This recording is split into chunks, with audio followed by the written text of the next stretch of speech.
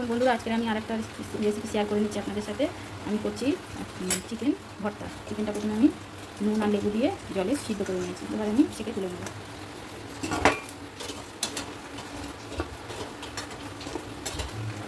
দেখুন আমার কড়াটা গরম হয়ে গেছে, এটা আমি তেল দিয়ে নেব। তেলটা আমার গরম হয়ে গেছে, এবার ফোড়নে দিয়ে দেবো গরম মশলা, গোটা গরম মশলা কেটে করে দিয়ে দিলাম।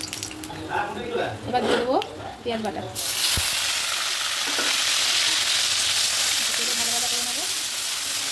পেঁয়াজটা আমার ভাজা ভাজা হয়ে গেছে, এবার এটা দিয়ে দেবো আদা রসুন পেঁয়াজ। দেখুন আমার আদা রসুন আর পেঁয়াজ বাটা দিয়ে মশলাটা দিয়ে ভালো করে কষানো হয়ে গেছে। এবার এতে আমি দিয়ে দেবো টমেটো পেস্ট।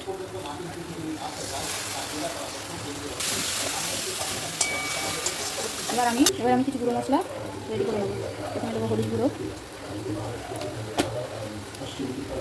এবার দেবো লঙ্কার গুঁড়ো,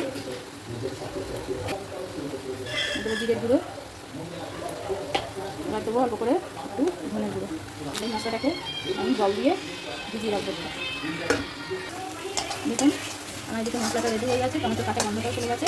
এর মধ্যে দিয়ে দেবো এবারে এই মশলা তোলা জলটা, মশলার সমেত জলটা দিয়ে দেবো।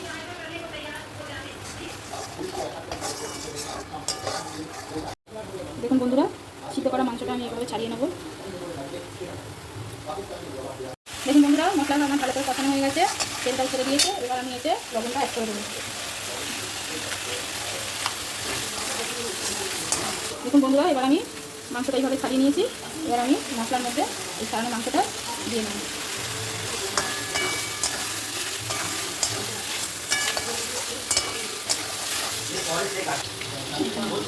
দেখুন বন্ধুরা, এবারে আমি এর মধ্যে কাজু বাদাম বাটা, রসুন বাটা আর একটু কাঁচা লঙ্কা বাটা আমি মাংসের মধ্যে দিয়ে নেব, পেস্ট করে নিয়েছি, দিয়ে নেব।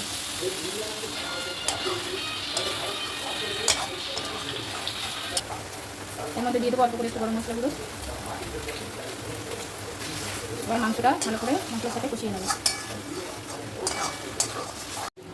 এবার আমি একটু টক দই নিয়ে নিয়েছি, ভালো করে ফেটিয়ে এটা আমি এবার মাংসের মধ্যে অ্যাড করে নেব। গ্যাসটা আমি আস্তে করে নিয়েছি, দিয়ে দইটা আমি ভর্তার সাথে ভালো করে মিশিয়ে নেব। দেখুন বন্ধুরা, দুটো ডিম নিয়েছি, ডিম দুটোকে আমি একটু স্লাইস করে কেটে নেব। সিদ্ধ ডিম স্লাইস করে কেটে নিচ্ছি।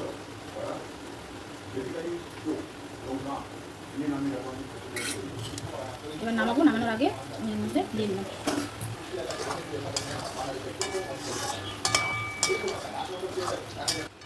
দেখুন আমার চিকেন ভর্তা রেসিপিটা রেডি হয়ে গেছে। এবার নামানোর আগে আমি একটু কচুরি মেথি উপর থেকে প্রেস করে ছড়িয়ে দিলাম।